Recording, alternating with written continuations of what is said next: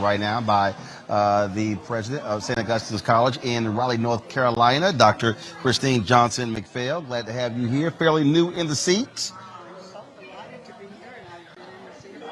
Just hold up a little bit. Delighted to be here, and I've been in the seat about 14 months now. So when President Biden came to North Carolina A&T, he talked about the amount of money that various HBCUs had gotten, and it wasn't just public institutions, it was private schools as well. I was talking to Dr. Michael Lomax and Dr. Walter Kimber about this, and so how did y'all get through that COVID period and the difficulties that many universities were facing?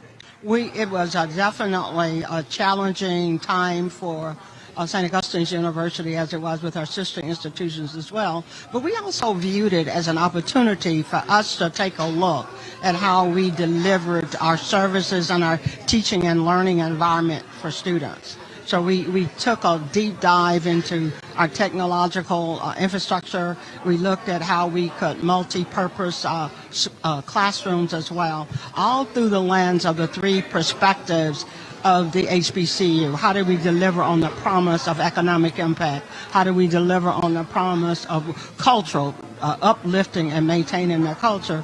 And also looking at the political impact that we play in the community. So we went into our strong spots.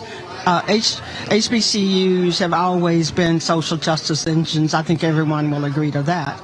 But when we looked at who we were at St. Augustine's University, we knew that we had space defined in the health professionals area.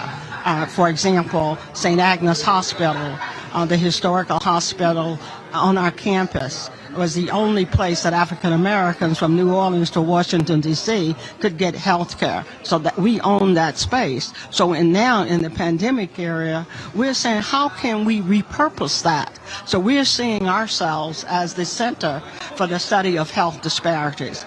How do we look at that? We can become who we are legacy-wise, but also define that space contemporarily.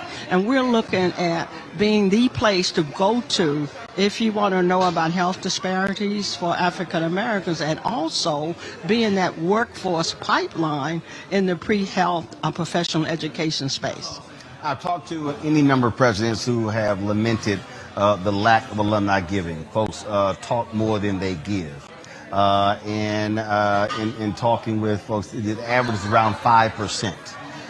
Claflin is the highest of all HBCUs. There's some that are in the 2 to 3% range. Right. What have you made clear to your alumni that they must do? Folks, they want to come back from home, come in, they might want to wear the name on their hats and shirts, but they not sending a check back. What have you made clear to them what their obligation is? That's a great question. And what we're seeing is nobody's innocent when we talk about the lack of giving of the alumni. The university has a responsibility for reaching out and educating the alumni about what the needs of the university are. And also the alumni has a responsibility staying in contact with the university so we could collaborate collectively about how to do that. I'm excited about my relationship and our relationship as a university with our National Alumni Association. Matter of fact, in a couple of weeks, the National Association of Alumni will be on campus. We're presenting them our strategic plan, identifying specific asks that we want our alumni to know about. For example, technology is a big issue, particularly inside of our classroom. We want 15 or 20 more smart classrooms, so we're being very specific with the alumni and say, here's a gift that you can give. Give us a classroom, smart classroom, $20,000. So we have a list that we're going to engage in that conversation with them, tell them what our plans are, and then help them see where we are, and then we'll talk about how they can specifically give. They're excited about the conversation as well. Where do you currently stand in terms of enrollment? Is it up? Is it down? Is it level off? We're excited about that as well. And what we feel that it's very important for us to understand that our traditional business model in providing education and training as an HBCU institution won't work today. So we had to redefine that. Our enrollment is indeed up. Our retention is up, and our persistence is up. And out of 4 years, we've had the highest alumni giving that we've had in the history of the university. So we're excited about that, and we want it to continue to grow. What would you say is your greatest need right now? Infrastructure, barring none. Our residence halls are old. Our lighting is old. Our HVAC systems need to be repaired.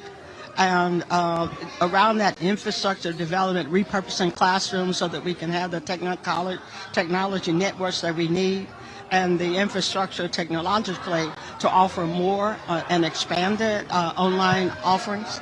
So those are like barring none, and those are the big ticket financial options as well. You got a student out there trying to figure out where they want to go. Make the case why they should go to your university. Because we see the student as a student and as a person, not as a statistic. We are going to connect with you when you first come to St. Augustine's University. We're going to want to know what your career path is, and we're going to show you how to connect, and we're going to show you how to stay on and complete what you want to complete. We help students finish what they start. That's our tagline, and that's our story. And our faculty and our staff is committed to the mission of the university, and they know what it is, and that is to have students be successful. When you walk onto St. Augustine's University campus, they're going to say, what are the two things that we're about? That anybody, whoever you talk to, is going to be able to tell you. We're committed to student success, and we are committed to the sustainability of St. Augustine's University. All right. Dr. Johnson McVill, we certainly appreciate it. Thanks so much for joining with us, and certainly enjoy the rest of this summit. And thank you for the opportunity to share. All right, thanks so much. Thank you. All right, folks, back to our Road Mark Unfiltered video in just one moment. Love our new Alexa. It's a Buick. Yeah, Alexa. Buick. Alexa. It's a Buick. It's an Alexa. It's a Buick. It's an Alexa. Coach, that's a Buick. That's an Alexa. The Buick Enclave with available Alexa built-in. Folks, Black Star Network is here. I'm real revolutionary right now. Support this man, Black Media. He makes sure that our stories are told. Thank you for being the voice of Black America, Roland. Stay black. I love y'all. All momentum we have now, we have to keep this going. The video looks phenomenal. See, this difference between Black Star Network and Black-owned media and something like CNN. You can't be Black-owned media and be scared. It's time to be smart. Bring your eyeballs home. You dig?